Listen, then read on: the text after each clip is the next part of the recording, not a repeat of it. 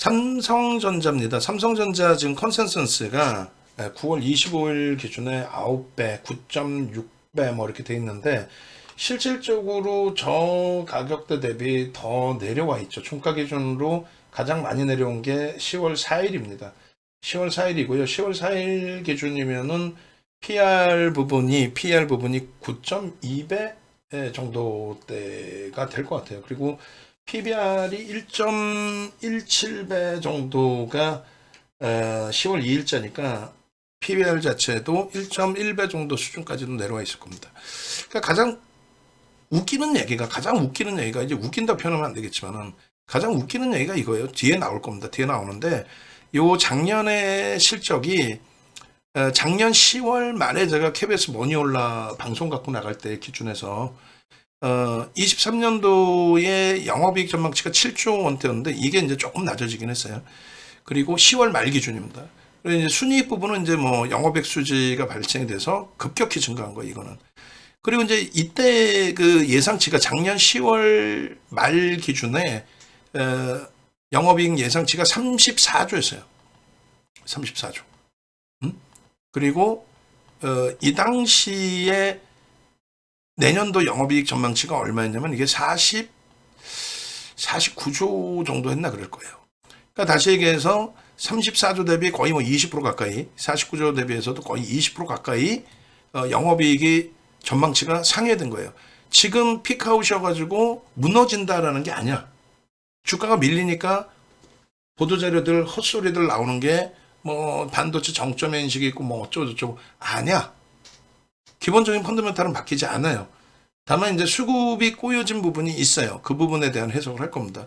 결론은 이 당시에 작년 10월 말에 주가가 그럼 얼마였냐? 딱 1년 전에 7만 원대였습니다. 1년 전에 7만 원대였는데 상식적으로 실적의 전망치가 얼마? 20% 이상 증가했는데 주가가 오히려 곤두박질 쳤다? 이런 케이스는 딱 하나라니까요. 올해가 정점, 내년부터 곤두박질. 그러면 그럴 수 있어요. 말도 안 되는 소리잖아요. 예를 들어서 21년도의 실적 범위 대비해서도 내년이 높아요. 21년 실적의 기준이 얼마였어요? 51조 6천억인데 56조 이상 하잖아요. 응? 그런데 이때 주가가 얼마입니까? 9만 원대로 훌쩍 넘겼죠. 고점 찍은 게. 지금 얼마? 6만 원대 말같지도 않은 소리라는 얘기를 하는 거예요. 그러니까 펀더멘탈적으로 뭐 업황이 정점이네 이런 소리 자체가 말도 안 되는 이야기다라는 말씀을 드리는 거고. 결론은 지금 PER이나 PBR이 삼성전자는 역사 저점에 내려와 있다. 굉장한 저점에 내려와 있다. 그 말씀을 드리는 거고요. 그리고 기업의 내재가치 부분은 펀더멘탈적인 부분은 그러니까 우리나라가 아무리 지정학적 리스크를 안고 있고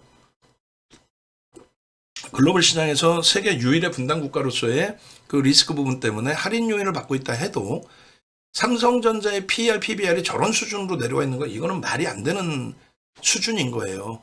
과도하다라는 거죠. 근데 왜 이렇게 밀려있니라고 했을 때 말씀드린 것처럼 우리나라 전반적인 기준의 정정불안, 정치적인 정책적인 불확실성 부분이 시가총액 극대형주 인덱스 상품에서의 매도로 연동되면은 저런 흐름이 나올 수 있다라는 거죠.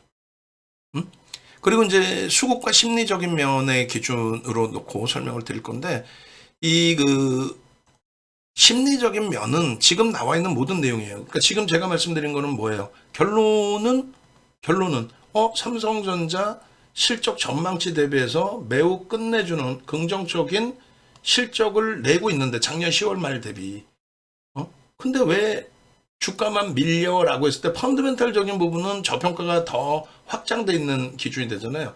근데 밀려 있는 내용은 결국은 수급 논리의 기준이 된다라는 거죠. 수급 논리의 기준. 수급 논리의 기준. 그래 결론적으로 저 수급 논리의 기준이 조금 이따 이것도 한번 설정을 해서 보여드릴 거예요. 삼성전자 곧 반등해서 이제 나와 있는 이 보도자료의 내용인데 뭐 이런 기준점도 한 번씩 보실 위치라는 거예요. 저게 이제 그 우리 케빈 선생님께서 올려주신 보도자료의 기준입니다. 저 수급 논리 보시면은 잘 생각해 보세요. 잘. 조금 전에 이제 말씀드린 것처럼 요게 확대되나? 확대되네. 이 땡큐하네. 이 수급 논리의 기준에 있어서 삼성전자 부분의 시가총액 비중, 그리고 외국인들 지분율 요 기준입니다. 외국인들의 지분율의 기준에서 삼성전자의 지분율이 이렇게 높아졌는데 요 기준이 예를 든다면 이렇게까지 낮아진 이유가 업황의 정점입니까? 아니면 차익 실현에 대한 욕구입니까? 뭐 여러 가지 따질 수 있죠. 근데 하이닉스도 똑같이 밀렸는데 하이닉스는 지금 추가적인 매도가 제한적이에요. 하이닉스는. 그리고 얘도 똑같아요. PER이 5배 미만입니다. 말 같지도 않은 현상이 형성이 된 거죠. PBR은 조금 높아요. 근데 5배 미만인데 예를 들어서 엔비디아나 TSMC가 정점 찍고 개박살 나 있냐 이거야. HBM 관련한 내용 가지고 작년부터 180%가 올랐고 우리는 비중 55%까지 채웠고 하이닉스를. 올해 들어서 이제 비중을 10%로 줄이고 삼성전자로 또 이동을 했어요. 그러니까 하이닉스 정점에서 잘 팔았어요, 사실. 55%에서 10%까지 줄였으니까. 근데 삼성전자에서 지금 곤욕을 치르고 있죠. 40% 비중까지 이제 확대를 했습니다. 근데 하이닉스 기준에서 그렇다면은 HBM의 업황이 정점에 놓여져 있느냐? 뭔 개뿔 풀 뜯어 먹는 소리냐 이거지. 지금 기준에서 중동발 리스크 뭐가 다 필요 없이 지금 글로벌 시장의 시가총액 1위부터 10위는 이렇게 돼 있어요. 애플, MS, 엔비디아, 알파벳, 아마존, 메타, TSMC, 테슬라가 이제 막 올라왔고. 무슨 소리냐면은 지금 현재 기준의 시가총액 글로벌 시장 10위 안에 들어오는 7개 종목은 AI 관련 업체이다. 그게 그렇게 설명을 드리면 와닿으시지 않으시고 또 한 가지 다르게 설명을 들으시면은 사우디 아람코의 시가총액이 2년 전에 2조 전후에서 왔다 갔다 했어요. 그러니까 2조 전후 대비해서는 뭐 10% 밀린 거죠. 그게 시가총액 1위였어요. 글로벌 시장. 그래서 애플과 1위 자리를 놓고 왔다 갔다 했는데 사실 애플이 1위 위에 항상 뭐 1위였고 사우디가 가끔 이렇게 이제 사우디 아람코가 올라오는 수준. 그러니까 애플은 2조에서 2조 초반대 형성이 돼 있었죠. 근데 그게 지금 22년 10월 저점 찍고 슈팅 나올 때 전부 그러니까 시가총액 2위인 마이크로소프트사는 2조도 안 됐다는 얘기예요, 사실. 근데 지금 3조. 엔비디아 작년 1월 달에 시가총액이 작년 1월 달에 시가총액 순위가 10위 안에도 못 들어왔어요. 그러니까 1000조도 안 됐어. 엔비디아가 1조가 된 거, 1000조가 아니라 1조도 안 됐어요. 1조가 된 거는 작년 5월 25일 날 1조가 된 겁니다. 그날 25% 실적 발표 나오고 11센트 주당 순이익 내놓고.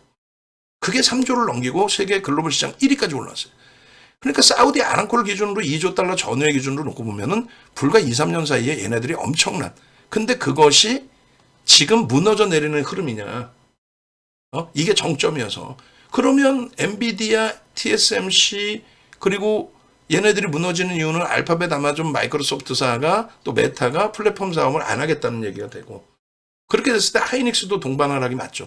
근데 지금 개뿔이나 얘네는 어마어마한 슈팅에 글로벌 시장의 사상 최대치 신고가 랠리를 이끌어가고 있단 말이에요.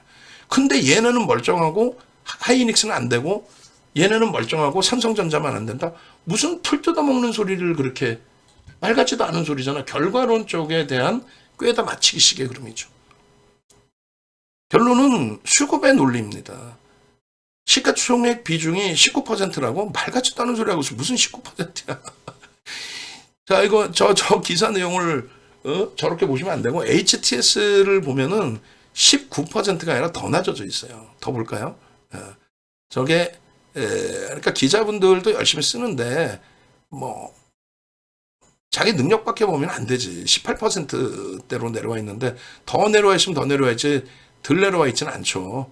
시가총액 상위 종목군 기준에 코스피 기준에서 18도 안 돼. 17.8이야. 어떤 걸 기준 잡아서 그냥 확 그냥 막 그냥 욕 나오게 말이야. 그냥 확 그냥 욕하면 안 되지만. 물론 이제 이때 361조하고 저 기준에서의 기사 내용의 설정 범위하고는 다르죠. 그때는 10월 1일, 10월 4일이 어떻게 403조야. 확 그냥 막 그냥 10월 4일 기준에 어떻게 403조야. 개박살 나가지고 지금 360조가 돼 있는데.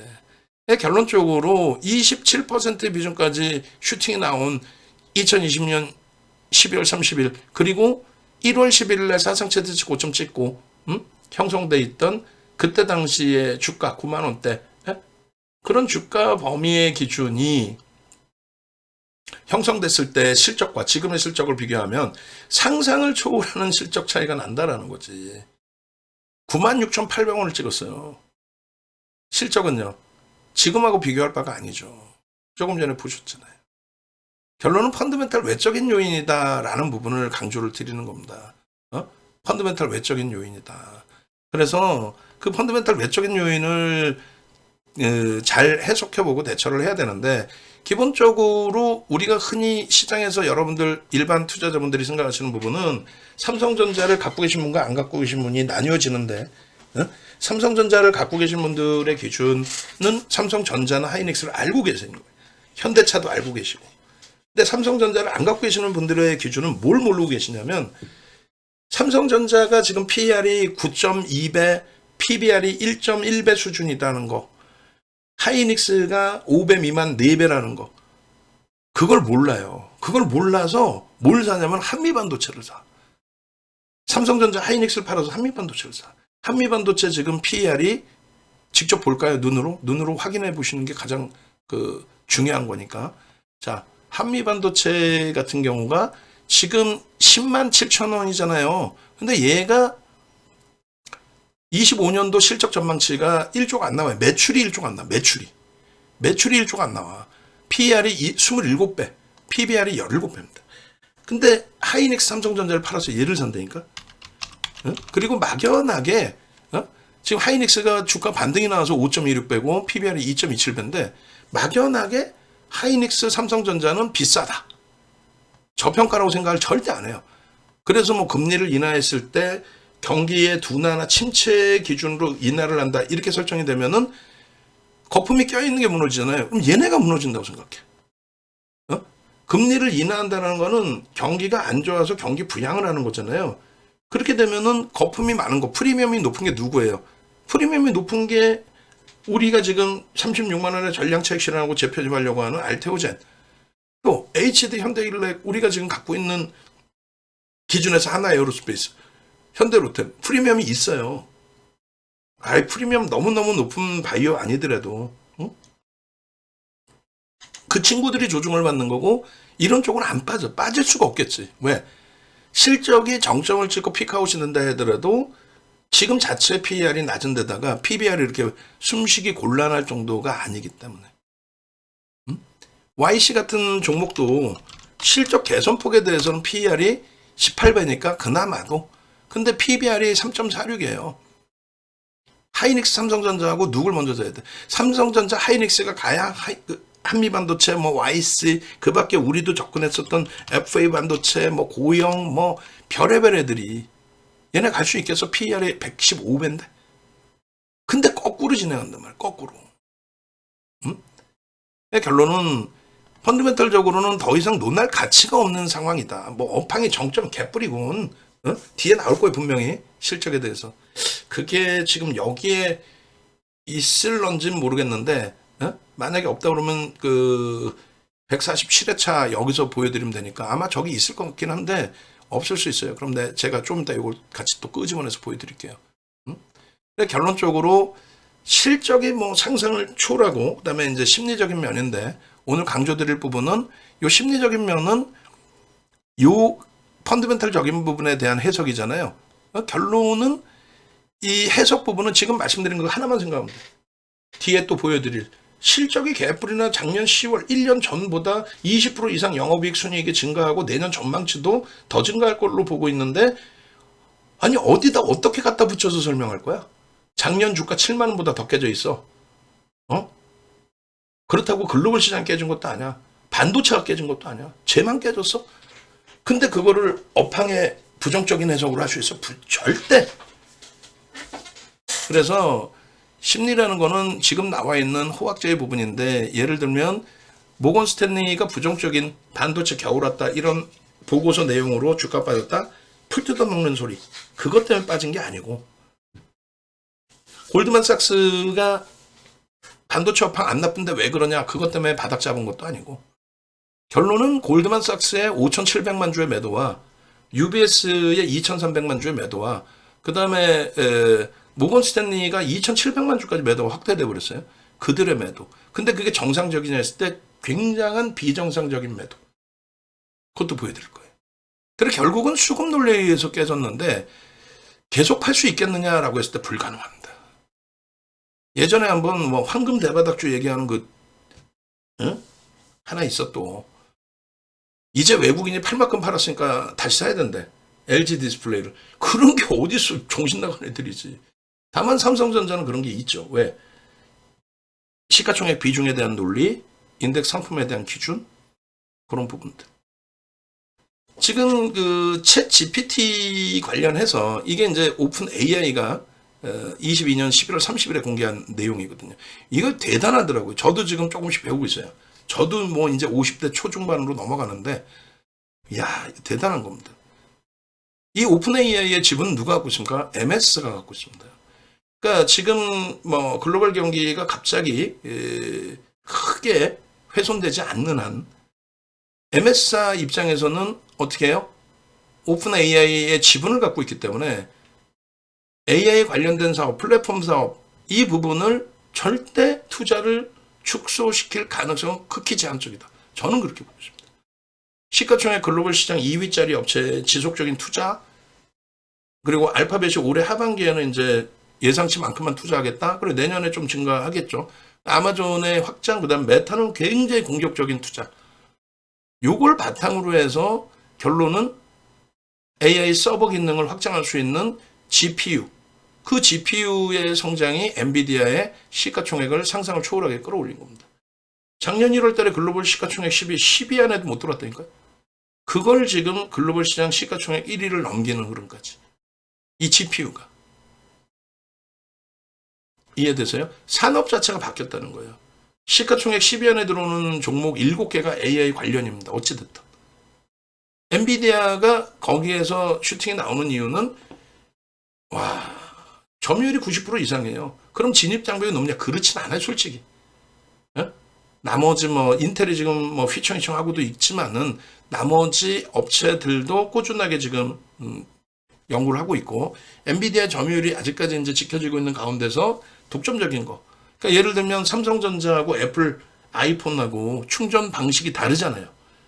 그러니까 서로 그 못 쓰게끔 막아놓는 부분이 있는데, 엔비디아의 마진율이 지금 상상을 초월하지 않습니까?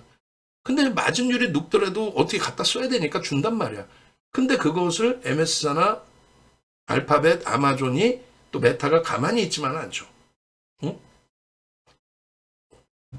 AMD 마찬가지고, 인텔 마찬가지고, 같이 만들어내려고 하고 있는. 결론적으로 이 기준에 하이닉스가 먼저 이제 자리매김을 한 거는 이게 사실 HBM이 아무것도 아니거든. 먼저 만들어서 그래요. 먼저. HBM의 그 기준, 우리 이제 HBM 보니까 이제 GPU 가지고 지들이 싸우거나 말거나 이건 우리하고는 상관이 없잖아요. GPU를 가지고 싸우는 거. 이건 설계 부분의 영역이고. 그래서 GPU 생산하는 과정을 보시면 이제 설계를 엔비디아가 하는 거고 TSMC가 다 해요. 이게 파운드리죠, 이제. 이 부분을 삼성전자가 기술력이 결코 뒤지진 않는데, 뭐 어찌됐건 이제 뭐 수율이나 이런 검증된 부분을 봐야 되겠지만은 일단은 엔비디아와 잭슨 황의 국적이 대만이죠, 사실상. 그리고 TSMC가 대만 업체죠. 그 기준에서 맺어진 부분들, 또 원체 파운드리 시장을 장악하고 있던 역할들, 거기에 삼성전자가 사실상 바보 돼버린 거지. 근데 지금의 경우는 물론 여러 이유가 있습니다만 어찌됐든 엔비디아 입장에서도 TSMC만을 가지고 갈 수는 없어요. 뭐 서로 싸웠네 이런 뭐 그런 내용은 다 필요 없고, 결론적으로 TSMC에 대한 미국의 견제, 또 중국의 견제, 또 대만 지진의 여파, 여러 가지 감안했을 때, 그리고 독점적인 위치를 계속 주기는 어렵기 때문에 엔비디아도 그래서 삼성전자와 생산 방식에 대해서 논의를 하고 있는 부분이 더 포함되어 있단 말이에요. 그것 때문에 올 그 3월 20일 이후에 엄청난 슈팅이 들어온 것도 맞고, 그것은 진행형이라는 거죠. 그리고 여기에 이제 하이닉스가 엔비디아의 수직 계열화가 돼버린 거잖아요. 뭐 좀 어찌 보면 서글픈 내용이 될 수도 있고 뭐 서로의 상하관계는 아니다 할지라도 이 하이닉스의 기준, 그래서 이들의 수요가 시장에서는 어설프게 얘기하는 친구들은 GPU의 수요에 대해서 끝났다라고, 우리는 23년 11월 달에도 뭔 헛소리냐. 그래서 하이닉스가 올해 올라온 것만 올해만 80% 이상 올랐죠. 55% 비중에서 10%까지 이제 단계별로 낮춰 나가는 과정에 그 수익 범위 80%까지 올라왔던 수익 범위 망킥을 한 거죠, 사실. 그리고 삼성전자로 잡아놓은 거고. 수요의 업체는 MS, 알파벳, 아마존, 메타를 비롯해서 그리고 애플도 좀 이렇게 AI 나도 진입이야라고, 우리나라도 네이버, 카카오를 비롯해서. 근데 만들 수 있는 쪽은 이제 반도체 기준에서는 삼성전자, 하이닉스, 마이크론 테크놀로지사뿐이 안 된다는 거예요. 수요는 어마어마한데. 그러니까 삼성전자가 아직도 좀 주춤거리고는 있죠. 근데 삼성전자 입장에서 기분 나쁜 건 뭐냐면, 여러분들 잘 아셔야 되는 부분이 HBM의 사업의 비교인데 13년도에 처음 만든 거야. 이게 뭐냐면 그냥 이거예요. 직렬, 병렬 남자분들은 배우셨단 말이야. 학교 다닐 때, 그죠? 저도 배웠어요, 중학교 때. 건전지를 1.5V짜리를 뭐 더 세게 쓰려면 건전지가 이렇게 뭐 원통형이라고 치면 이렇게 연결하는 게 직렬, 옆으로 이렇게 하는 거는 오래 쓰는 거 병렬, 뭐 이렇게 배웠잖아요. 지금 이 반도체가 그래요. 반도체가 예를 들어서 HBM이라는 거는 1단, 2단, 3단, 4단, 5단 이렇게 올려버린 거, 직렬로, 직렬 방식으로. 그래서 이걸 12단까지 올릴 수 있는 기술을 개발했다라는 얘기를 하는 거예요. 그게 HBM 3, 5세대를 얘기하고, 이게 이제 8단, 그리고 12단까지. 그렇게 올릴 수 있다. 그래서 하이닉스 같은 경우는 예를 들어서 4장짜리를 3단을 올려서 12단이 된다. 요거 기준이고. 예를 들어서 삼성전자는 아직 12단 납품 자체를 좀 다 못하고 있긴 한데 6단짜리 2장을 해서 12단이다. 우리가 기술력 더 좋다. 13년도에 하이닉스가 이거를 직렬로 올리는 방식을 보고 삼성전자가 15년도에 자기들도 하는데, 야, 이게 돈이 될까? 야, 이게 개뿔이나 이게 돈이 되냐? 아니, 반도체 그냥 수직으로 쌓은 거잖아. 그게 뭐 돈이 돼? 그래서 그 수직으로 쌓는 기술력의 기준에 세계 1위가 지금 한미 반도체잖아요. 한미 반도체도 TC 본도의 매출 비중이 크지가 않았어요. 크지가 않다가 뭐 이게 돈대 하고 있다 갑자기 말씀드렸잖아. 2022년도 11월 기준에 챗 GPT가 오픈이 되면서 AI 관련 사업이 폭발적으로 증가하면서, 그러면서 수요가 늘어난 거예요. 거기서부터 슈팅인 겁니다. 거기서부터. 그래서 작년에 미친 듯이 날아간 거야. 하이닉스도 그렇고 한미 반도체도 올해 이제 막 슈팅 나오고. 그러니까 삼성전자 입장에서는 뭐 늦었다 이런 개념을 떠나서 이게 돈이 돼? 이 생각이었던 거지. 근데 그게 갑자기 챗 GPT의 영향으로 인해서 그렇게 되면서 엔비디아가 GPU를 개발을 해서, 그 전에 CPU잖아요. GPU를 개발해서 진행이 됐고, 그 기준에 예를 들면 일반적인 반도체 디램의 기준은 사양을 더 증가시키면 되지, 뭐 그걸 뭐 직렬로 왜 쌓아 올려? 이렇게 된 거지. 그 수요가 필요해진 거고, 진입 장벽이 높냐 했을 때 그거는 그렇지 않다라는 거예요. 그럼 여기서 더 중요한 게 하나 있습니다. 이거거든요. HBM의 글로벌 시장 점유율인데 23년까지의 기준에, 이것도 이제 24년도도 제가 찾아볼게요. 지금 삼성전자가 38%예요. 엔비디아 납품을 안 하고 있는데도. 그러니까 GPU라는 개념, 방금 말씀드린 수직으로 쌓아 올린다는 그 개념이 엔비디아의 GPU에만 들어가는 그런 개념은 아니라는 거예요. 근데 시장에서 그냥 엔비디아 GPU 이렇게만 해석이 되는 거지.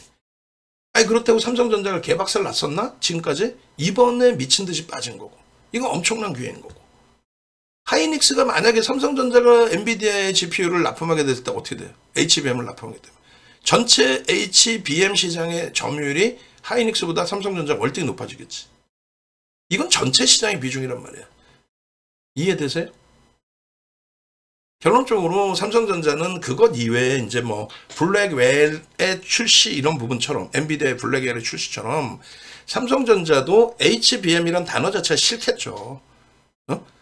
LG전자하고 이제 뭐 텔레비 구동 방식에 대해서도, 또 PDP냐 LCD냐 또 구동 방식 자체에 대해서도 그런 부분에 서로가 이제 우리께 1등이다, 또 우리의 기술력으로 표준화할 거다, 뭐 이런 내용처럼 반도체 부분에 있어서도 나머지 부분들, 응?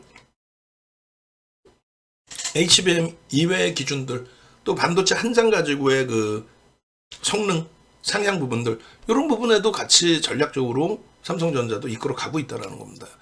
결론은 개뿔이나 윤종두가 솔직히 말씀드려서 윤종두 이외에 모든 야간 방송의 유료 전문가들 윤종두 얘기도 믿지 말고 그들 얘기도 듣지도 마세요. 삼성전자를 꼭 듣고 싶으시면은 각 증권사의 센터장님들 방송 나오셔서 말씀하시는 거, 또 대형 증권사의 삼성전자에 대한 전망치에 대한 부분에 대한 해석 부분들, 외국계에서 부정적으로 쓰는 내용도 들어보시고 읽어보시고 긍정적으로 쓰는 내용도 읽어보시고 마지막으로 객관적으로 여러분들이 판단하시면 되는데, 제가 드린 객관적인 부분이 뭐였어요? 뉴스에 나오는 것처럼 PBR이 최저다. 자산가치 대비해서 지금 최저점으로 내려와 있다. 그런데 글로벌 시장의 증시가 폭락입니까? 필라델피아 반도체 수가 폭락이에요? 반도체 전반적인 업체들의 흐름이 폭락입니까? 말 같지도 않은 소리잖아. 근데 주가만 밀려 내려왔다고 해서 그게 문제됩니까? 다시 얘기해서 우리나라의 지수만 잘 보시면요, 비슷하게 움직였잖아요, 계속. 그러다가 미국의 다우지수가 빨간색인데, 미국의 다우지수는 돈을 뿌리면서 이제 슈팅이 나왔던 상황이었고, 나머지는 비슷하게 갔는데 여기서 이격이 발생됩니다. 캔들이 우리나라예요. 이 이격 발생됐던 게 코로나19 이후에 이격이 다 줄여지고 다 같아졌습니다.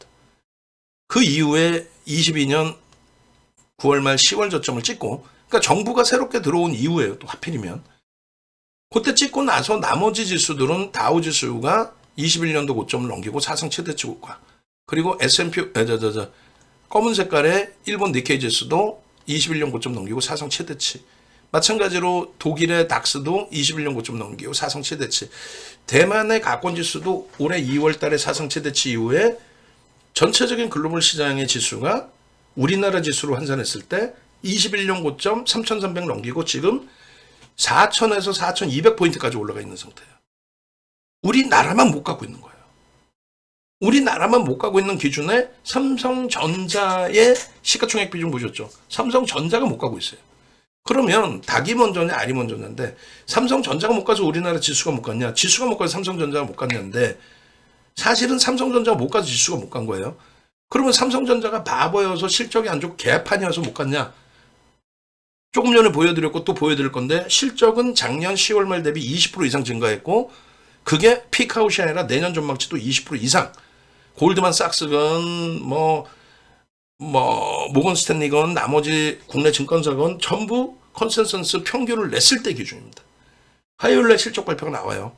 그 실적이 기존 전망치보다 약화되고, 그리고 목표 주가를 낮춥니다 했는데, 결국 개뿔 작년 대비해서 실적은 어찌됐건 20% 증가했는데, 작년 주가 대비해서 주가가 7만 원대에서 6만 원으로 만 원이 빠져있다, 15% 빠져있다.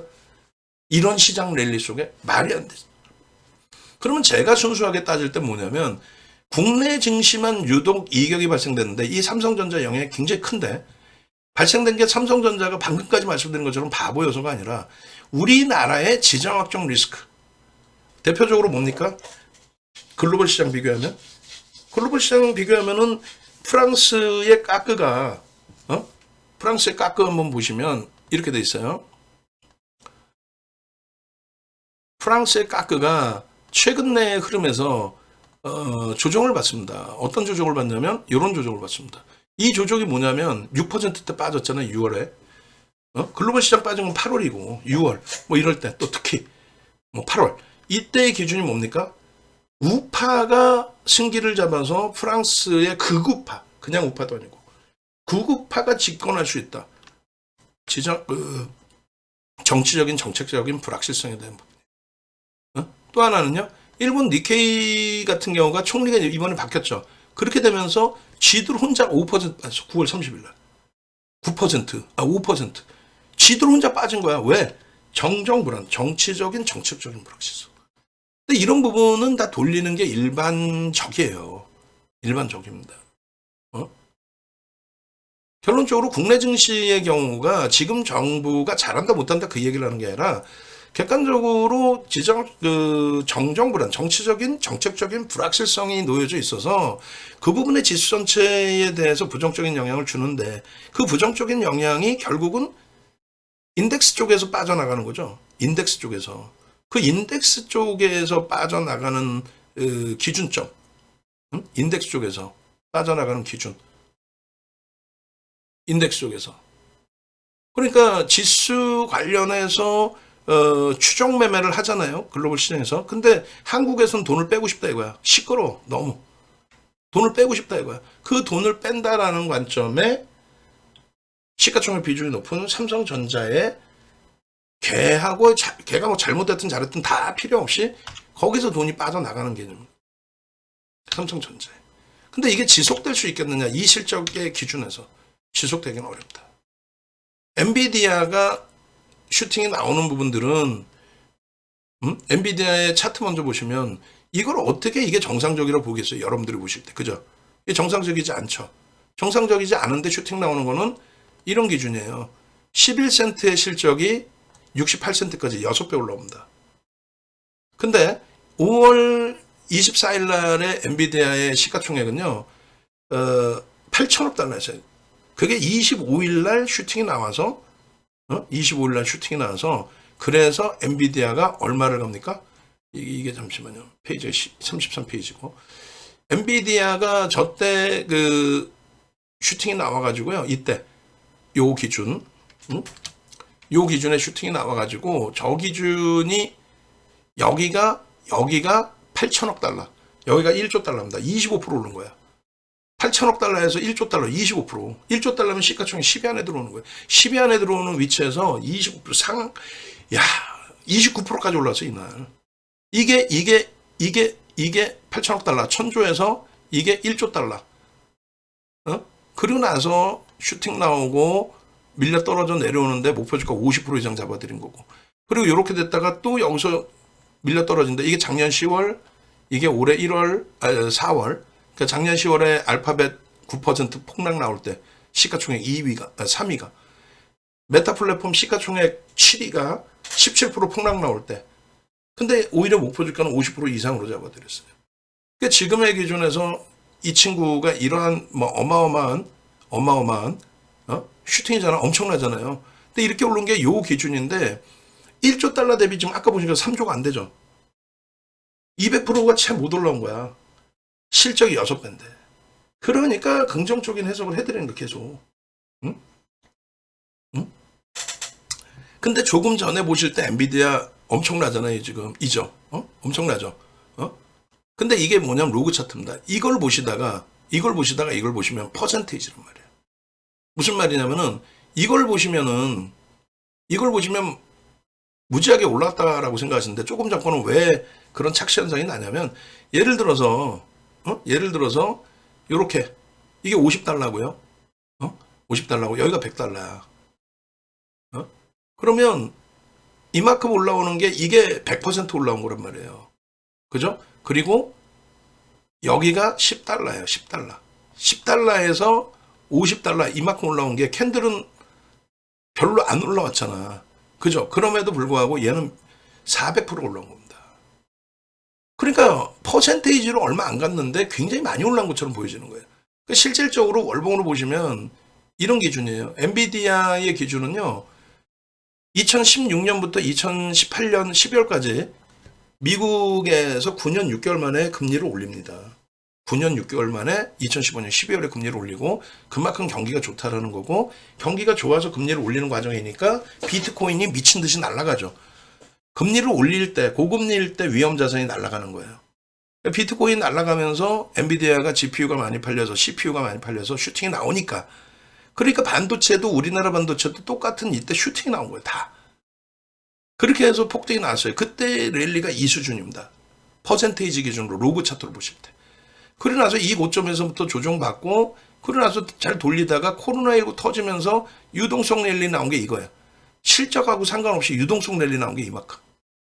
그런데 이때 CPU 랠리 대비해서 글로벌 시장 시가총액 1위까지 올라오는 이 과정에서의 요 랠리가 실적 이때 대비해서 지금 실적은 6배 올랐잖아. 이 랠리가 과도하냐 했을 때 과도하지 않고 조정도 제한적이라는 거예요. 근데 얘 조정 제한적인데 왜 하이닉스가 40%가 빠지고, 얘 조정 제한적인데 왜 삼성전자, 물론 이쪽에 납품 안 하지만 걔가 왜 그래 빠져야 되냐고. 기술주의 흐름이 이렇게 슈팅이 실적을 바탕으로 나와주는데, 예?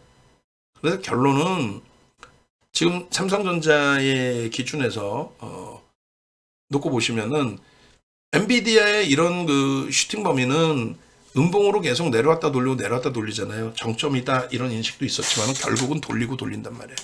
그러니까 결과적으로 삼성전자가 이제 2013년도의 기준에서 사상 최대치 고점을 찍고 거기서 이제 피크아웃이라고 설정이 된 거죠. 정점이다. 그렇게 된 이후에 2016년도에 들어서서 처음으로 영업이익 30조를 넘길 걸로 추정을 했단 말이에요. 그러니까 영업이익 부분이 예를 들어서 이제 2013년도의 기준이 36조 8천억이에요. 36조 8천억 찍고 정점을 찍어요. 피크아웃이 돼서 이렇게 조정을 받은 겁니다. 그런데 16년부터 아까 말씀드렸잖아. 2015년 12월부터 금리를 올릴 정도로 경기가 좋아진 거죠. 9년 6개월 만에 금리를 올리면서 엔비디아 슈팅이 비트코인의 뒷자리에는 엔비디아가 있다. 이런 루머까지, 음모론까지 돌 정도로. 왜? 비트코인의 채굴 사양, 고마진의 고사양 PC가 필요하니까. 거기에 엔비디아가 미친 듯이 날아간 거 아니에요. 그래도 시가총액 뭐 10연에 이렇게 막 들어오고 그런 개념은 아니었단 말이죠. 결론적으로 거기에 반도체주들 다 연동이 돼서 날아간 거야. 근데 최순실 씨 사태, 갤럭시 노트 7, 모바일 쪽에서 갤럭시 노트 7이 터지고 음봉. 그리고 최순실 씨 사태 터져서 또 음봉. 근데 결국은 펀더멘탈 외적인 요인이잖아요. 글로벌 시장의 업황이 강세를 띠는데 반도체가 미친 듯이 수요가 필요한데, 그러니 결국은 여기서부터 이런 슈팅이 나온 거예요. 이런 슈팅이. 이해되세요? 다시 이 부분을 실적 부분으로 또 놓고 볼게요. 실적 부분으로 놓고 보시면은 이게 23년 10월 말입니다. 13년도 실적을, 13년도부터 넣었어야 되는데 15년도부터. 일단 어찌됐든 여기서 이제 중요시 놓고 보는 부분은, 그러면은 펀더멘탈적인 부분에 있어서의 기준이잖아요. 펀더멘탈적인 부분에 있어서 7조, 그 다음에 11조 예상했어요. 이게 6조 15조인가? 그리고 여기가 중요하죠. 34조 49조 예상했잖아요. 34조 49조. 그죠? 근데 지금 현재 작년 예상치를 넘어서서 40조 8천억 56조입니다. 20% 수준의 실적 전망치가 상향이 된 거예요. 그럼에도 불구하고 주가가 비이성적으로 조정을 받는다? 그건 아니지. 그건 아니라는 거예요. 그럼 왜 이렇게 저 흐름이 불편하게 형성이 돼 있느냐? 말씀드렸잖아요. 수급이 꼬여 있다. 수급이.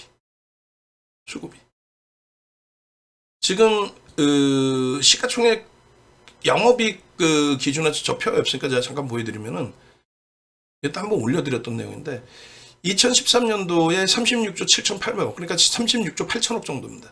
이게 17년도에 53조, 18년도에 58조, 이게 사상 최대치예요. 내년 기준에 이 사상 최대치를 넘긴다고 지금 예상을 하는 거죠. 굉장히 지금 실적 전망치를 다시 다운을 시켰어도 이 정도 수준까지 올라간다라고 하는 거예요. 그럼 과거 데이터하고 비교했을 때 시가총액 설정 범위는 자사주익 소각 19%의 기준도 포함을 시켜야 된다는 거죠.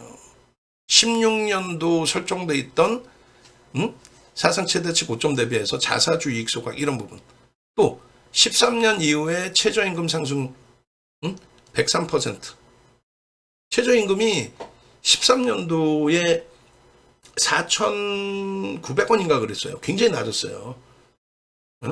근데 그게 지금 뭐 9,800원? 만원 수준 하니까 100% 이상 올랐다고.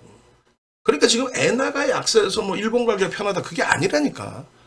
인건비가 올라오면서 13년도에 일본 가면은 4천 몇백 원 갖고 밥 한 끼 못 먹어. 반 공기뿐이 못 먹어. 지금은 10,000원, 시급 10,000원 받으니까 일본 가도 밥 한 끼 먹고도 조금 아껴 쓰면은, 여행할 수 있으니까 가는 거지. 무슨 엔화가 개뿔이나 약세를 얼마나 떴다 그래, 우리나라 원화 대비. 그런 모르는 사람들 얘기를 들으니까 문제되는 거야, 계속. 13년도에 최고 주가 영업이익 36조 8천억 대비해서 지금 24년도 영업이익하고 컨센서스 요 글씨를 조금만 줄여볼게요. 24년도 영업이익 컨센서스 41조 40조 8천억이니까 41조 그거 대비해서 자사주 이익 소각이니까 19% 이익 소각이 있으니까 이게 125가 돼야 돼 사실은 125. 근데 보수적으로 119. 그 다음에 인건비 그잖아요. 그리고 영업이익 상승 부분. 이거 감안하면 지금 85,000원가 있어도 이상할 게 없어요. 85,000원가 있어도. 내년 전망치 기준으로 잡으면요. 내년 전망치 이거 자사주익 소각 125%로 잡아도 된다니까. 그리고 인건 상승비, 물가 상승, 인건비 상승, 물가 상승 뭐 감안했을 때 소비자 물가 지수 다 감안했을 때. 그리고 152% 이게 뭔데? 영업이익이 52% 증가하는 거예요. 56조면. 사상 최대치 대비. 그러면 11만 6천 원인데 이거 15만 원까지도 잡아드렸어요. 결론적으로 이렇게 됐을 때 80% 상승하는 거거든요. 그러면 이 80%면 시장 상승률은 40% 정도 본다. 그러면 이게 3,700입니다. 40% 상승이면. 저때 2,671%일 때, 71포인트 기준 잡았을 때. 시장 40% 상승한 적이 있냐? 있죠. 2020년 11월, 12월, 그리고 1월 11일까지 해서 두 달 보름 만에 시장 40%, 삼성전자 70% 올랐어요. 70%, 72%. 과도하기 때문에 그때보다 더 큰 슈팅이 나올 수 있는 법이다. 이 연말까지 3,000포인트 넘긴다는 주장이 그거예요. 삼성전자가 85,000원까지 진짜 온다라고 감안하면 저는 온다라고 보거든. 시장은 15% 정도 움직인다고 감안했을 때 이 정도. 지금 지수하고 또 계산을 해야 되겠죠.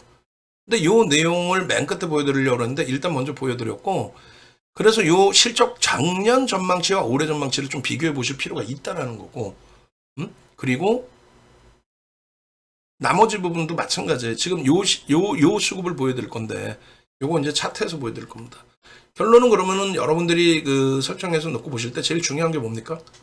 여러분들이 설정해서 놓고 보실 때 제일 중요한 부분은 뭐가 어찌됐건 간에 윤정도 말도 믿지 말라고 그랬잖아요.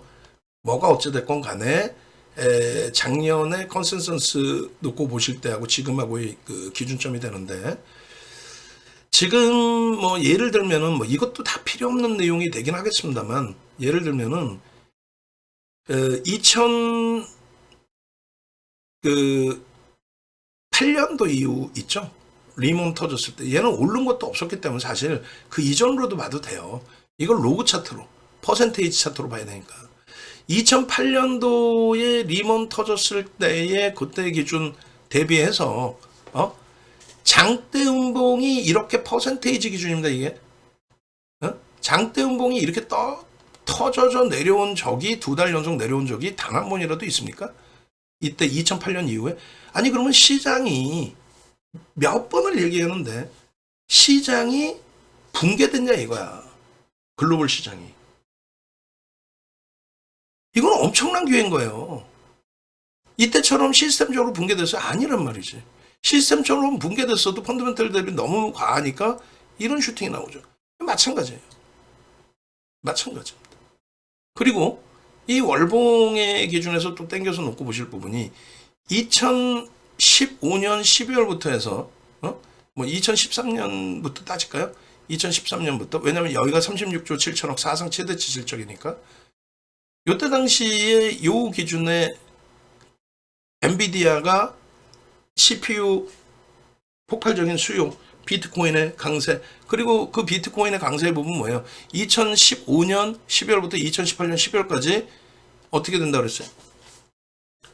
금리를 올릴 정도로 지표가 긍정적이다라는 해석을 한 거잖아요. 그리고 2018년도가 얘가 사상 최대치 정점 찍고 피크아웃이 논하게 됐을 때요. 그 피크아웃을 논하더라도 여기서 지키는 게 아니라 피크아웃 논하고 밀렸는데 결국은 20년도 1월 달에 실적은 제한적이지만 사상 최대치 고점을 또 넘겨요. 그리고 코로나19 때 조정도 제한적으로 받고 슈팅 나옵니다. 그러면 이때 당시 고점 찍을 때 이때 당시 실적 대비해서 지금의 실적이 개판이냐? 어? 아니 지금의 실적이 개판이냐 이거야. 다시금 또 봐요? 자, 또 봅시다 그러면. 그 당시의 실적 대비 지금의 실적이 개판이냐? 아니라니까. 지금 전망치의 기준에 21년도 실적 얼마예요? 영업이익 51조, 그리고 22년 전망치가 43조입니다. 응? 이해되세요? 지금 영업이익 내년 전망치가 얼마예요? 56조야. 그러니까 다시 얘기하면은 지금 영업이익 부분이 36조에서 2020년도에 코로나19 때문에 이게 51조 6천억까지 영업이익 전망치가 나왔고, 그리고 이제 피크아웃이 됐잖아요. 그럼 이때 슈팅 나온 게 96,300원이라니까? 96,300원? 이 실적 가지고 96,300원? 근데 지금 내년에 전망치가 얼마예요? 56조야. 51조가 아니라 56조인데 6만 원이야. 말이 돼요? 이때 9만 원대 96,300원이었는데 그거 찍고 나서 피크아웃이다라고 해갖고 밀렸고, 그렇게 해서 여기까지 밀렸고, 그럼 23년도에 형성돼 있던 저점, 내년에 24년도에는 뭐 좋아질 거야. 좋아. 그랬다고 하더라도 23년도에 저점의 기준 대비, 23년도 저점의 기준 대비, 22년이 아니에요. 23년도 저점이에요. 그 기준점 대비 6조일 때하고 지금 40조를 영업이익을 내고 있는데 11% 올랐다? 무슨 개풀 뜯어먹는 소리냐고. 이걸 펀드멘탈을 얘기하고 갖다 붙이는 애들이 정신 나간 애들이죠. 그러니까 메이저의 분석을 나쁘게 얘기하는 게 아니라 야간 방송에 나오는 쓰레기들, 그 꼬맹이들 나와서 지들이 뭘 아는데 윤정두처럼 그러면 자사주의 이익 소각 단 한 명이라도 있어요? 자사주의 이익 소각 19% 이익 소각한 거에 대해서, 그리고 실적이 어떤 단계로 어떻게 바뀌었는지에 대해서, 그 실적 대비해서 실질적인 수급이나 이런 부분 바뀐 거에 대해서 전혀 없잖아. 아무도 없잖아. 그냥 막연히 주가 빠지니까 이렇게 밀려 내려온 적은 없어요. 굉장한 기회다. 그러면 여기서의 수급 논리를 다시 한번 놓고 보자라는 거예요. 지금 이 수급이 오랜 기간의 수급이 나오질 않아요. 5년치. NH2증권 같은 경우는 5년치. 삼성은 그 이상으로 보여주는 걸로 알고 있는데.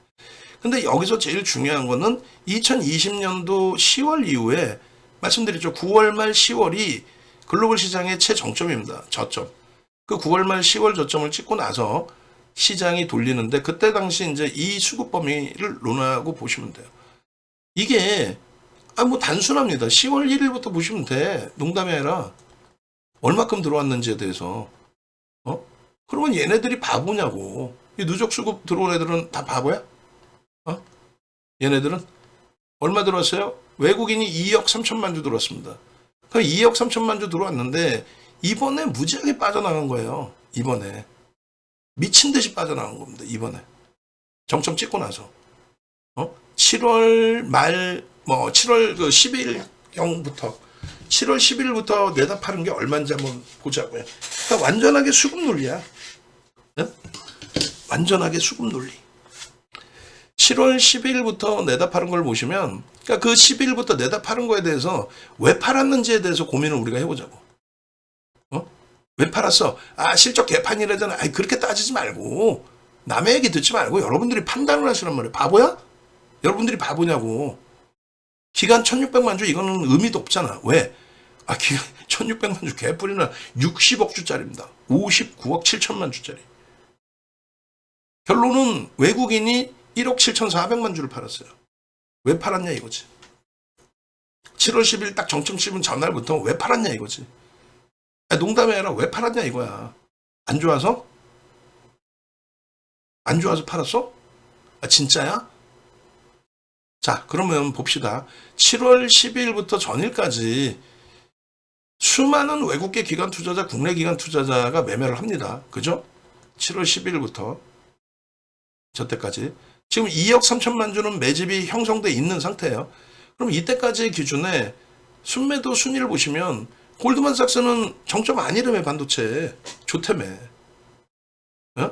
모건스탠리 2,700만 주, 시티그룹 2,600만 주인데 이거 아침 대봐야 알아요. 그러니까 4일까지고 6일까지 기준은 아침 대봐야 알아요. 아이고. 무슨 얘기냐면은 추정치가 아직 남아있기 때문에.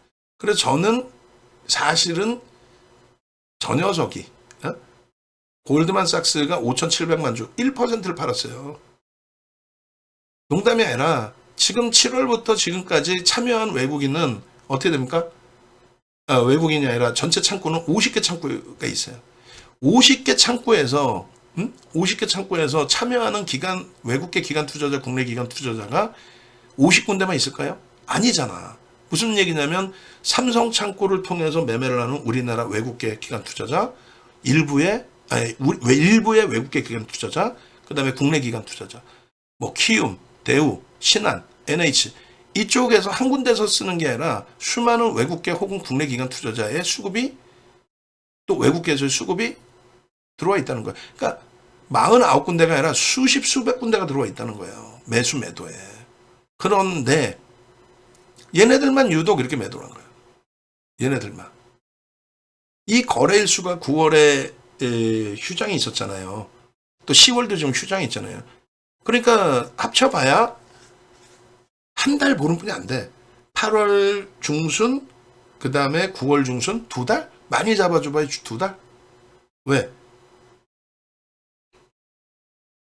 한가위 휴장이 있고 10월 휴장이 있잖아. 많이 잡아줘야 2달입니다. 그럼 아무 때나 잡아서 2달 동안의 수급을 한번 보시자고. 예를 들면 이런 경우가 있을 수 있잖아. 3월 20일부터 미친 듯이 샀어요. 3월 20일부터 올해 3월 20일부터 2달이면 4월 20일, 5월 20일까지만 그럼 봅시다. 그냥 무작위로 보는 거야. 5월 20일까지. 그때 창구의 기준을 한번 보자는 거야. 자, 2달 동안 많이 매도한 게 1,000만 주, 1,200만 주예요. 그리고 많이 매수한 거는 1,600만 주, 900만 주. 3월이면은 하이닉스든 얘든 슈팅이 나오고 좋을 때예요. 응? 주가가 86,000원 찍을 때야. 86,000원 찍는데 기껏 해봐야 1,600만 주뿐이 안 들어왔어. 나가는 것도 어찌됐든 몇 주? 1,200만 주야. 그런데 무슨 일이 있었길래 7월 12일부터 현재까지 속된 표현으로 무지무지하게 내리꽂혔는데 주가가 폭락을 했는데 UBS나 메릴린치의 매도는 정상적인 범위란 말이야. 2달 동안이라고 치니까. 근데 얘는 뭐야? 특히 얘는 뭐야? 골드만삭스는. 비이성적이죠. 비이성적이란 말이에요. 또 하나의 실질적인 예를 보시면 21년도에 주가가 슈팅이 나오고 나서 조정이 깊어진 때가 있었어요. 이때. 요때하고 요때 빵 하고 9% 떠질 때. 그리고 22년도에 이때가 이제 뭐 말들이 무지하게 많을 때입니다. 이때가. 로그 차트로 일반 차트로 이제 놓고 지금 설정을 해놓은 건데 이때 기준에 여기서 4% 여기서 뭐 6% 이렇게 빠졌잖아요. 비교가 안 되죠 사실. 그러면은 요 5월 27일부터 7월 8일까지 22년 5월 27일부터 7월 8일까지 한번 봅시다. 5월 22년 2022 05월 22일부터 2022 07월 8일 06월 말까지 하면 되겠네. 그죠? 기껏 해봐야 모건스탠 1,000만 주 팔았어. 농담이 아니라 기껏 해봐야 모건스탠 1,000만 주 팔았어요. 1,000만 주 팔고 저 조종이 나왔던 거야. 근데 말 같지도 않은, 그러니까 제가 무슨 얘기를 하는지를 잘 생각을 하셔야 돼요. 이해되세요? 이 지금의 흐름이 전체적으로 다 같이 두들겨 팬 흐름이라면 이거 문제가 심각하구나 라고 생각을 할 텐데 그게 아니라 올해 들어서 골드만삭스는 올해 들어서 산 게 없습니다. 특히 3월 20일 이후에 그 이전은 뭐 수급이 없으니까 3월 20일 이후에 골드만삭스 산 건 700만 주에 사실은 골드만삭스가 3월 20일 이후에 700만 주를 샀습니다. 700만 주를 올해 들어서 700만 주를 골드만삭스가 샀는데 3월 20일부터 7월 11일까지 3월 20일 거래 터지고 또 수급이 들어올 때 그때 골드만삭스가 7월 11일까지 기준에 매수한 물량은 700만 주로서 일반적인 수준뿐이 안 돼요. 일반적인 수준. 무슨 얘기냐면은 잘 보세요. 여기서 잘 보셔야 될 부분이 올해 들어서 3월 20일부터 여기까지 슈팅이 나왔잖아요. 요 슈팅이 나올 때 수급이 들어오면 슈팅이 나왔잖아. 이때 역할이 골드만삭스가 역할을 한 게 아니죠. 그죠? 골드만삭스의 역할이 없었고, 그 다음에 88,000원 찍을 때 추가적으로 수급이 들어옵니다. 이때 수급이 얼마가 되냐면은 여기서 이 슈팅 나올 때 8,600만 주예요. 8,600만 주. 1.5% 수준. 8,600만 주.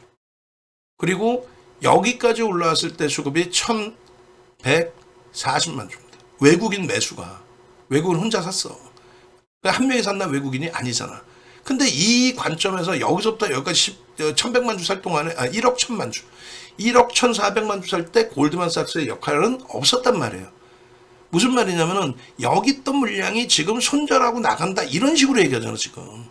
여기서부터의 물량 이게 손절하고 나가는 거야 지금? 아니죠. 아니잖아. 올해 특히 잘 봐요. 무슨 소린지 이해가 안 되면 나중에 녹화 방송 꼭 보십시오. 자, 보세요. 3월 20일부터 지금까지의 기준에 외국인이 싹 들어왔던 그 흐름부터 외국인이 판 거 얼마예요? 개뿔 6천만 주뿐이 안 팔았어. 1% 판 거야. 올해 외국인들이 3월 20일부터로 따지면 1% 판 거야. 골드만삭스 한 군데가 7월 10일부터 판 게 7월 10일 고점 찍고 골드만삭스 하나가 판 게 얘네는 반도체 정점 아니라며. 근데 판 게 그게 얼마? 그게 5,700만 주고 외국인이 3월 20일부터 매도한 게 6천만 주뿐이 안 돼. 무슨 얘기냐면은 이때 산 외국인이 지금 여기서 손절했다 그게 아니야. 여기서부터 여기까지 1억 1천만 주 산 애들은 지금 가지고 있다. 일부의 손절은 있을 수 있었겠지만 가지고 있다. 창구를 보니 매집한 애들이 나간 게 아니라 골드만삭스 700만 주 매수했고 여기서 지금 5천만 주 매도를 한 건데 그러면 골드만삭스는 언제 물량을 매도한 거야? 이때 이전의 물량을 매도한 거지. 우리가 22년부터 21년부터 여기까지 기준의 평균 단가하고 이런 걸 놓고 보실 필요가 있는데 이 당시 기준의 외국인들이 여기서부터 매수한 물량 있죠? 이 외국인들이 여기서부터 매수한 물량의 평단이 얼마냐면은 78,000원입니다. 78,000원. 요 정도 됩니다. 가격이 78,000원. 골드만삭스는 어디서 팔았어요? 여기서 대부분 다 팔았죠. 여기서 밑에서 팔았더라도 요 물량까지 감안하면 차익 실현이 됐단 말이에요. 또 두 번째 기준은 3월 20일부터 지금까지의 매매 평균 거래 단가가 얼마냐면 78,000원이에요. 78,000원. 3월 20일부터 지금까지의 매매 거래 단가는 78,000원입니다. 그러니까 무슨 얘기냐면은 올해 들어서 3월달 여기서부터 여기까지 매수한 물량은 평단이 78,000원이야. 여러분들 같으면 78,000원에 샀는데 외국계 기관 투자자, 국내 기관 투자자 바보들이야? 여기 손절을 합니까? 요 물량 뭐다? 여기서 들어온 물량이 아니라 요 물량은 요 앞전에 들어온 물량의 차익 실현일 가능성이 높다. 요 앞에 들어온 물량의 차익 실현일 가능성이 월등히 높다. 골드만삭스라는 창구를 통해서 지분을 1% 갖고 있던 쪽이 차익 실현을 했다. 차익 실현인지 어떻게 손절입니까 저게? 골드만삭스가 여기서 산 게 없는데 그러니까 지금 최근 내에 요 가격대 평균 단가가 7월 10일 이후에 평균 단가가 절반 따지면 7만 4, 5천 될 텐데 7만 4, 5천 이상에서 골드만삭스가 산 게 없는데 어떻게 손절이 돼? 이해되세요? 골드만삭스가 7만 4천 이상에 산 게 없잖아. 어떻게 손절이 돼? 걔들은 차익 실현이지. 그럼 차익 실현한 쪽이 글로벌 시장이 지금 무너져서 돈을 빼서 우리가 유동성이 경색돼 있으니 우리가 돈 빼서 가서 우리나라에서 내가 잘해봐야겠다. 자기네 나라에서. 그게 아니잖아. 다우 사상 최대치, S&P 500 지수 사상 최대치, 나스닥 종가 기준으로 사상 최대치 월봉 기준에 고점 대비 2.86 빠져 있어. 필라델피아 반도체 지수 마찬가지로 이게 버거운 위치입니까? 독일 사상 최대치. 찍고 나서 눌림폭이고 대만 사상 최대치 대비해서 이게 뭐 문제가 될 만큼 수준이에요. 21년 고점 대비 월등히 높은데 니케이 마찬가지고.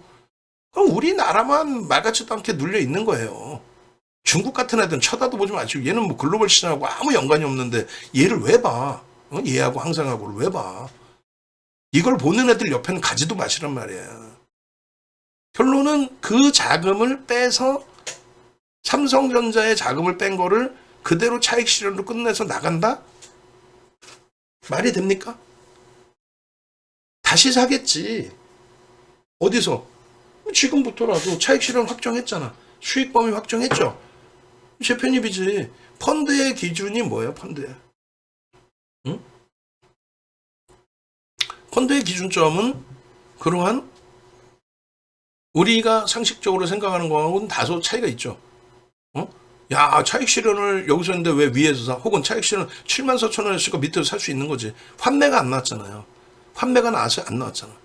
24년도 순이익 부분을 이렇게 놓고 보는데 삼성전자, 하이닉스, 현대차, 기아를 팔아라. 그럼 뭘 사려는 거야?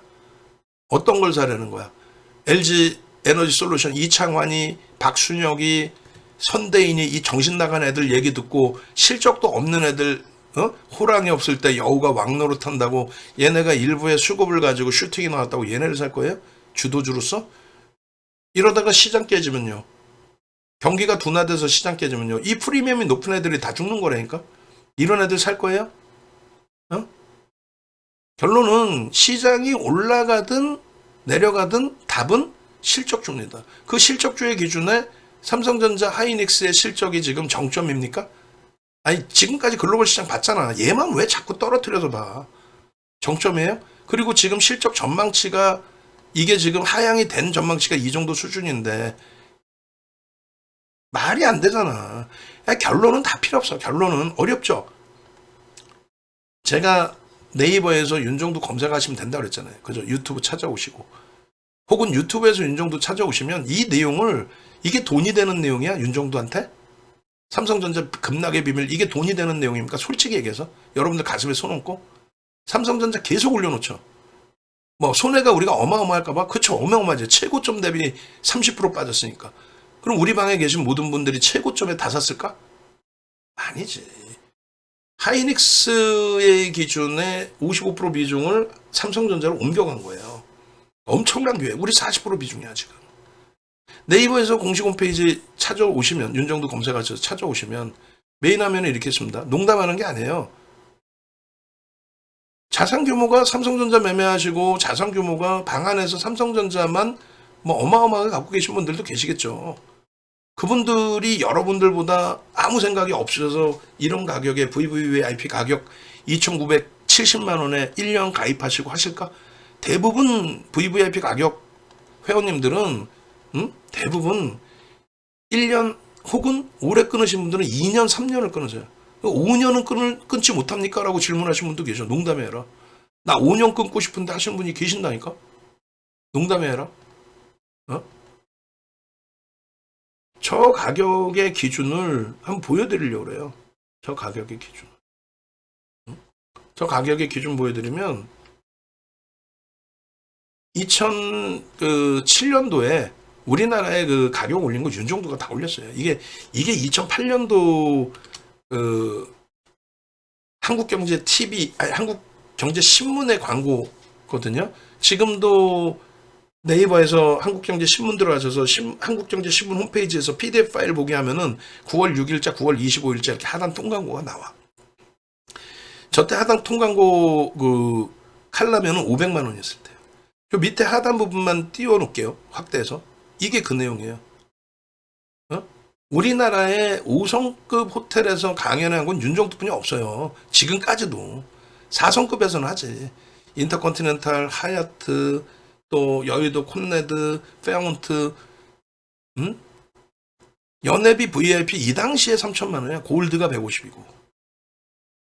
이 당시부터 누구도 범접할 수 없는. 결론적으로 미어 터지죠. 뭐 와우에서도 뭐 항상 1등이고. 여러분들이 수익을 목적으로 가신다라고 한다면 자산 규모 1억 이상이신 분들은 무조건적으로 그렇게 해서 포트폴리오 비중 채워놓고 유한양행이든 HD 현대 일렉트릭이든 하나 에어로스페이스든 이런 종목에서 또 알테오젠 같은 종목에서 완벽한 수익 잡아내시고, 나는 1억 미만이에요 하시는 분들은 VIP 방으로 오시고, 그리고 아니 교육이 중요해요, 수익이 중요해. 사실 기초교육 이렇게 올려드리면은 많은 분들이 교육을 받으시는데, 이 교육 받으시면은 이때처럼 문자 드려요. 한가에 66만 원 교육 받으신 분들은 한 달, 6개월 받으셨구나. 이분들은 얼마나 행복하겠어.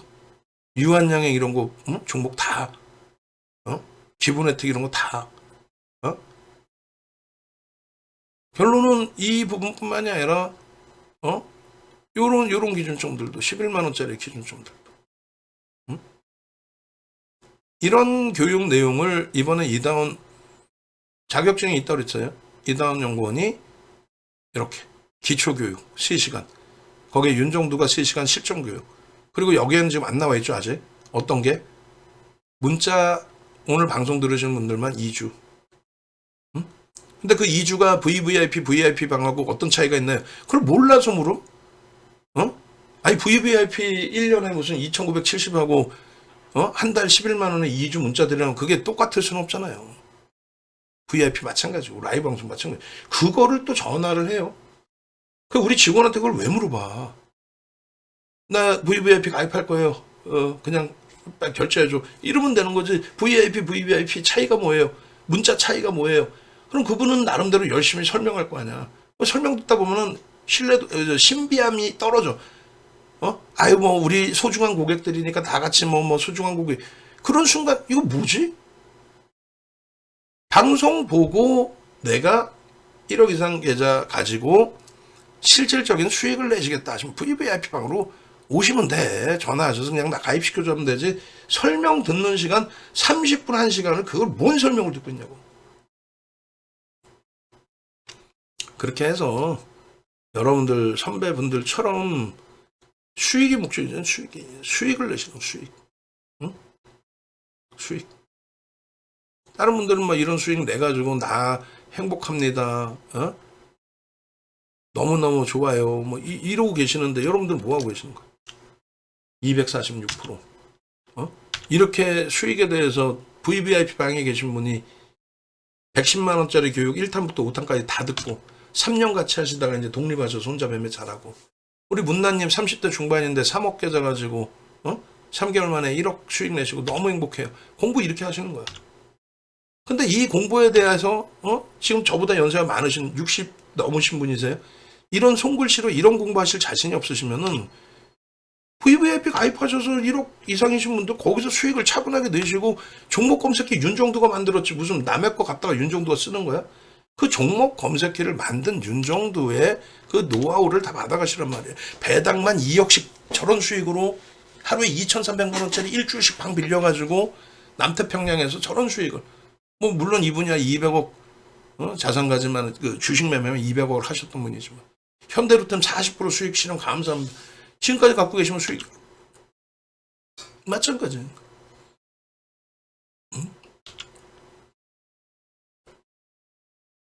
오산 선생님, 이시돌 dom사님 지금은 이제 독립해서 계세요. 제일 아쉬운 거지, 안타까운 거지. 어쨌든 SM 같은 종목 3년 갖고 있어, 3년. 우리가 그런데 고려한 수익을 못 낼까봐 우리가 이 엄청난 수익들 이거 다 어떻게 할까요? 청산거래 선생님, 에코프로저 수익률, 에코프로 BM, 위메이드, 이 수익 범위들을 전부 여러분들 수익으로 다 가져가세요. 삼성전자, 하이닉스에서 이런 엄청난 수익을 여러분들 걸로 좀 제발 좀 계좌 수익 70% 80% 수익 내셔서 너무너무 행복합니다라고. 하이닉스 저런 가격에서 12만 원대 저런 슈팅 가져갈 수 있겠어요?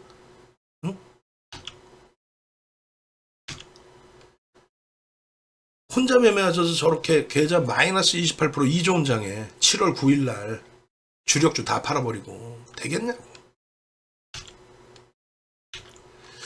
자, 요 기준에서 여러분들의 수익 범위 꼭 잘 챙겨가시기 바랍니다. 아시겠죠? 교육 강의 부분도 다 신청을 하시고요.